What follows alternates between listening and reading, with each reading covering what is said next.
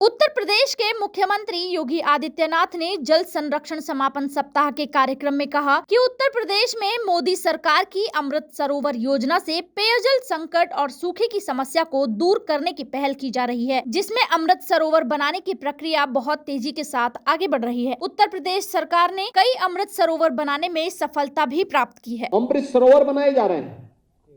आदरणीय प्रधानमंत्री जी ने हम सबको एक आह्वान किया कि प्रदेश देश के अंदर आजादी की अमृत महोत्सव कार्यक्रम के साथ हम जुड़े हुए हैं और आजादी का अमृत महोत्सव ये देश मना रहा है। आजादी के अमृत महोत्सव का मतलब इस देश ने अपनी आजादी को प्राप्त किए हुए 75 वर्ष पूरा करने जा रहा है। जब हम आजादी के 75 वर्ष पूरे करेंगे, उस अवसर पर वर्तमान और भावी पीढ़ी को देने के लिए हमारे पास क्या है। अलग अलग क्षेत्र के लोग अलग अलग क्षेत्र में काम करते हुए अपने कर्तव्यों का निर्वहन ईमानदारी के साथ करते हुए दिखाई देंगे, तो परिणाम हमारे सामने भी है।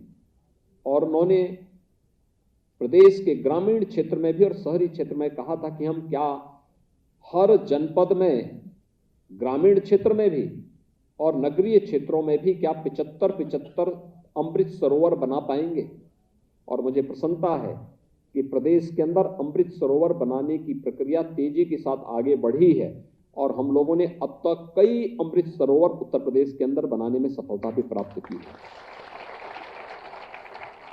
ग्रामीण हो या शहरी क्षेत्र, दोनों में कार्य स्वतःस्फूर्त भाव के साथ होता हुआ दिखाई दिया।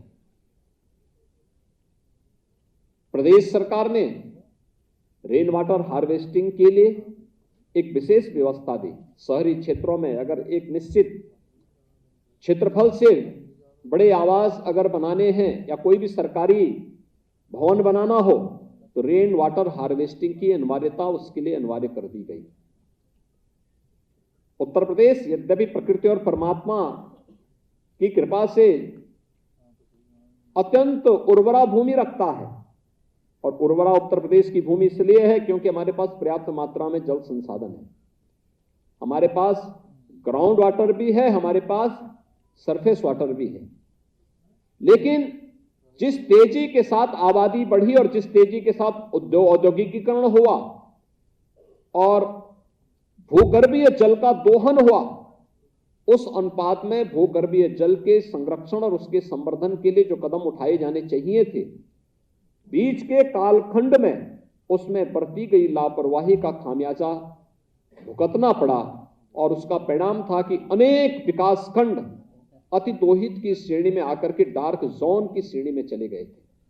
आज उन्हें धीरे धीरे करके फिर सामान्य स्थिति में लाने की कार्रवाई की जा रही है। और 17 जुलाई को हम लोगों ने 10 जनपदों के, जिसमें बुंदेलखंड के 6 जनपद थे और पश्चिमी उत्तर प्रदेश के 4 जनपद थे, जिसमें मुजफ्फरनगर, शामली, मेरठ, बागपत, इनके 26 विकास खंडों के 550 ग्राम पंचायतों में जिस विशेष अभियान को आगे बढ़ाना था, जिसके लिए भूजल रथ यहां से प्रारंभ किए गए, वे वहां पे जन जागरूकता के इस विशेष अभियान के साथ जुड़े हुए हैं।